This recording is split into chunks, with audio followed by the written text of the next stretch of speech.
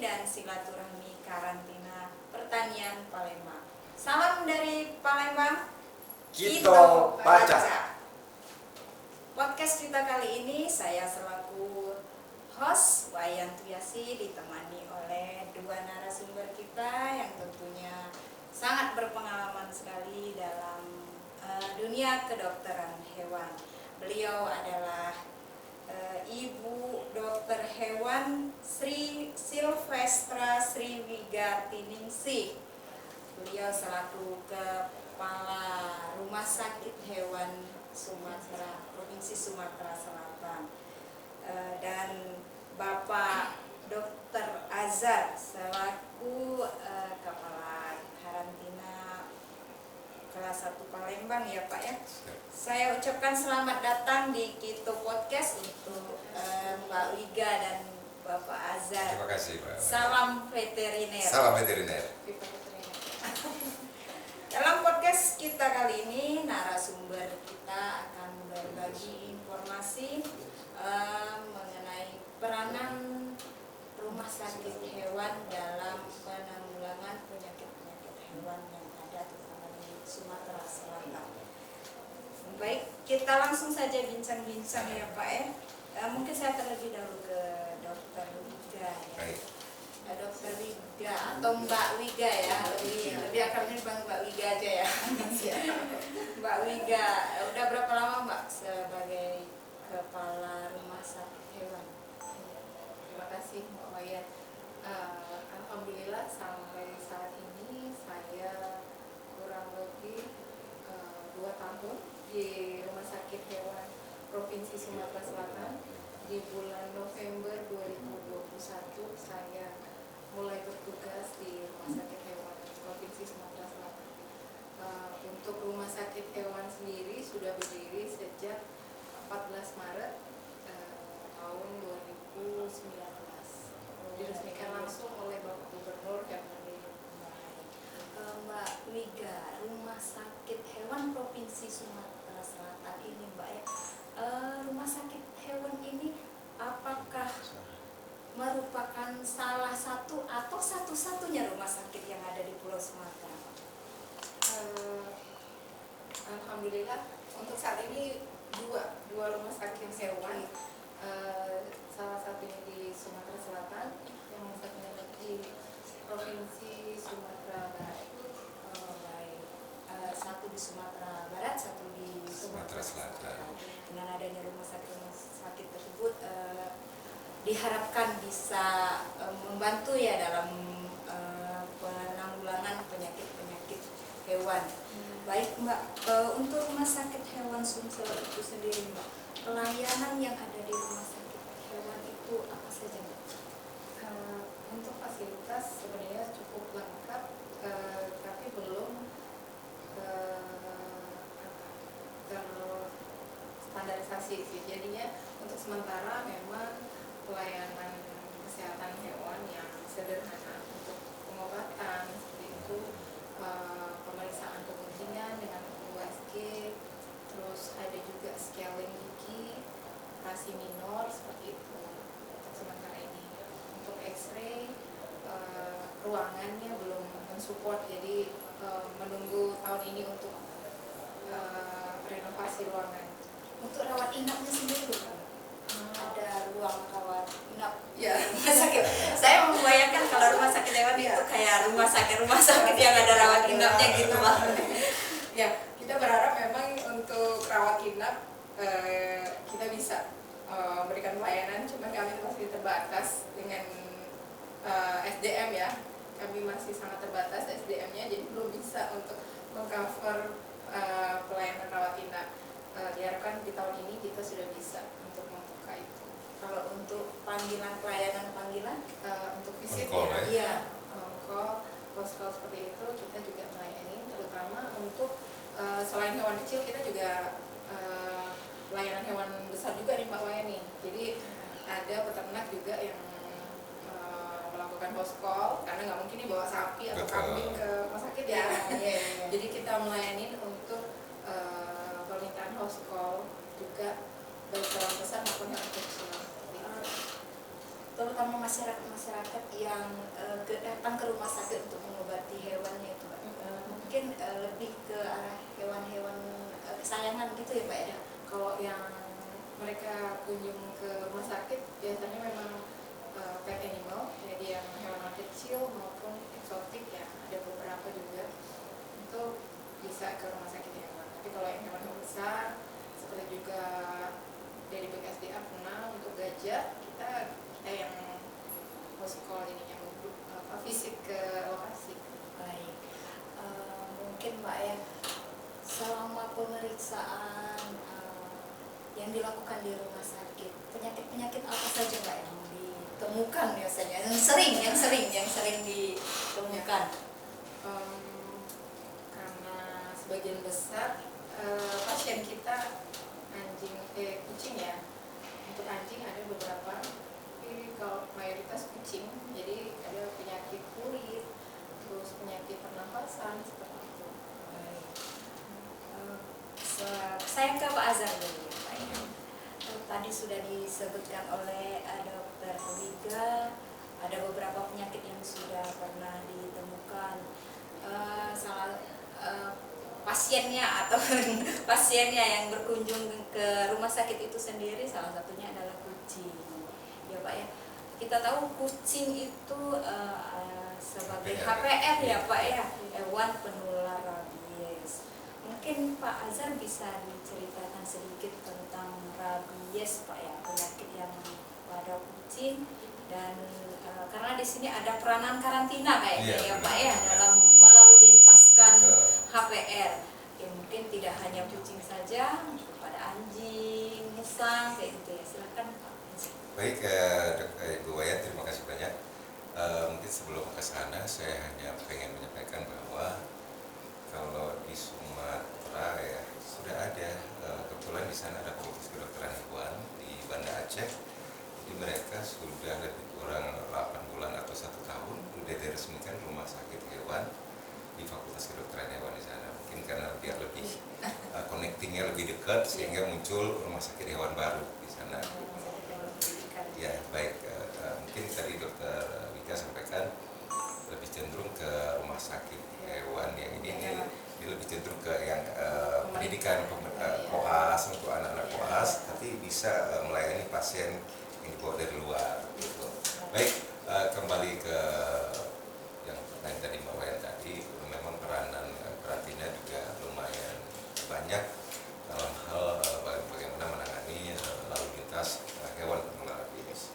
Dan kita tahu juga bersama bahwa di paling terdekat dengan kita ada satu pulau, Bangka Belitung, yang sebelumnya adalah notabene adalah bersatu dengan Sumatera Selatan, sekarang ada provinsi sendiri, dan sesuai dengan amanat undang-undang dalam hal ini peraturan Menteri Pertanian melarang memasukkan hewan penular rabies dan sebangsanya ke pulau-pulau bebas rabies, dan salah satunya adalah Pulau Bangka Belitung.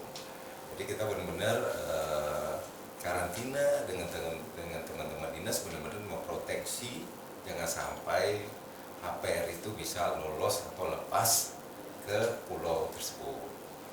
Nah, terkait dengan itu selama ini kita sudah banyak berjibaku dengan semua stakeholder, baik unsur kepolisian, teman-teman dinas, otoritas pelabuhan, untuk bersama-sama untuk bagaimana memproteksi terkait dengan APR itu supaya tidak bisa dilalu lintaskan ke pulau yang bebas. Saat ini. Ya baik. Artinya di sini kita masih terikat dengan Permentan. Ya. Keputusan Kepala Badan Ke- 87 tahun. Betul. Ya. Kebetulan Kepala Badan Karantina Pertanian juga sudah pernah membuat SK juga terkait dengan itu. Kemudian ada keputusan Gubernur Provinsi Kepulauan Bangka Belitung juga. Jadi lapisan-lapisannya sudah banyak terkait dengan bagaimana memproteksi HPR untuk tidak lolos sampai ke pulau bebas rabies. Itu menjadi PR kita. PR kita bersama. Bersama ya Pak. Tapi selain ke Bangka Belitung mungkin bisa dilalu lintaskan ya Pak ya? Baik, kalau selain ke Bangka Belitung, karena kebetulan tujuan akhir si pengguna jasa membawa, silakan saja, tetapi tetap harus melalui SOP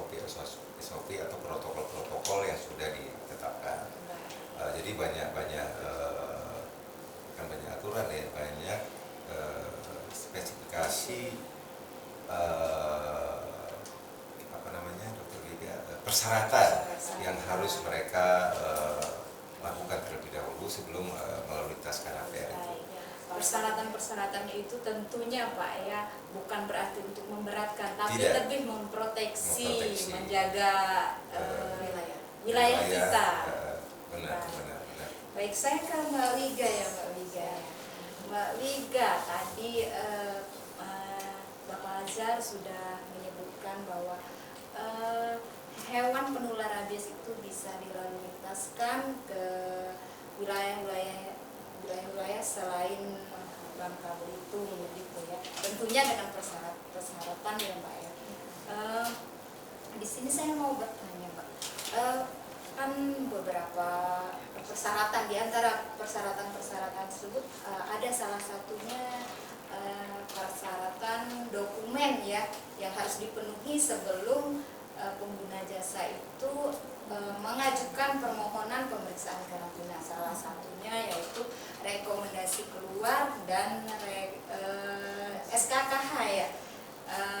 Pengguna jasa biasa mendapatkannya dari rumah sakit hewan. Mungkin Mbak Wida bisa jelaskan supaya menambah informasi untuk sahabat Kito Podcast dan sahabat karantina, bagaimana prosedur atau pengurusan dari pembuatan dokumen-dokumen tersebut Mbak Wida. Izin untuk prosedur pemasukan ataupun pengeluaran hewan biasanya memang salah satunya melalui kita, itu terutama untuk pembuatan surat rekomendasi. Kebetulan untuk rekomendasi pemasukan ataupun pengeluaran itu ditandatangani oleh pejabat otoritas veteriner dari provinsi, yang di sini adalah saya selaku pejabat otoritas veteriner tersebut.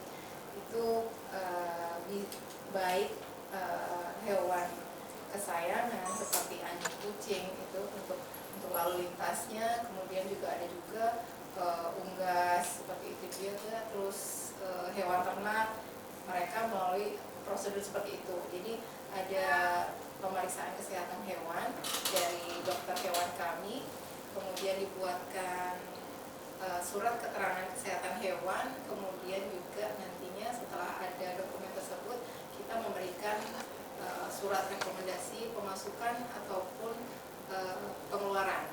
Nah, itu salah Apakah satu semuanya kontrol. itu dapat diselesaikan di rumah sakit hewan? Kedua dokumen tersebut maksudnya? Iya, bisa di rumah sakit hewan bisa. Jadi nggak ribet, nggak seperti yang kita bayangkan ya Mbak ya? Insya Allah sehari aja jadi. Nanti biasanya kita berkoordinasi juga dengan teman-teman di karantina juga nih. Jadi terutama untuk rabies ya Pak ya. Betul. Pengguna jasa bisa memanfaatkan untuk pemeriksaan titer di karantina pertanian ya. Seperti itu. Jadi kolaborasi tetap ya. Iya. Kolaborasi. Mbak tadi sudah disebutkan bahwa di rumah sakit hewan itu bisa melayani dengan tidak ribet gitu ya Mbak ya. Mungkin bisa diinformasikan kepada sahabat Kito Podcast Mbak ya, alamatnya di mana ini Mbak rumah sakitnya? Jangan sampai itu gampang sekali tapi nggak tahu nih alamatnya di mana. Ya, bagi teman-teman Rumah Sakit Hewan Provinsi Sumatera Selatan bisa dicari di Google Map. Posisi kita di Jalan Peternakan 1, Kelurahan Sukabangun, atau kalau dari pinggir jalan besar nih di belakang Rumah Sakit Mata Provinsi. Nanti bisa dicari di Google Map di situ. Baik, luar biasa Informasi informasi silaturahminya. ya, ditunggu oleh Dokter Lydia. Wida. Bagi teman-teman atau sahabat-sahabat podcast yang ingin berkunjung ataupun Konsultasi. bisa ke Rumah Sakit Hewan Provinsi Sumatera Selatan. baik, luar biasa informasi-informasi yang kita dapatkan dari para narasumber kita. Terima kasih saya ucapkan kepada Mbak Wiga dan Dr. Azhar atas informasi-informasi yang telah disampaikan, yang tentunya informasi-informasi tersebut sangat bermanfaat untuk sahabat-sahabat Kito Podcast. Dan dalam hal ini mungkin ada kolaborasi lagi ya Pak ya. Siap. Bahwa di sini karantina mempersyaratkan suatu dokumen dari rumah sakit hewannya Ada siap. eksekusinya di sana, tapi saling eksekusi lah. Tapi yang pasti ada peranan bersama lah di situ. Kolaborasi, ada kolaborasi. Kerja yang harmonis. Iya. Sinergis Pak ya. Sinergis pastinya. Baik sahabat podcast, apabila mau melalu lintaskan hewan atau produk hewan, jangan lupa lapor karantina. Kami ada untuk Anda. Demikian podcast kita hari ini. Saya Wayan selaku host dan dua narasumber kita pamit undur diri. Sampai ketemu di podcast selanjutnya. Salam dari Palembang. Kito baca.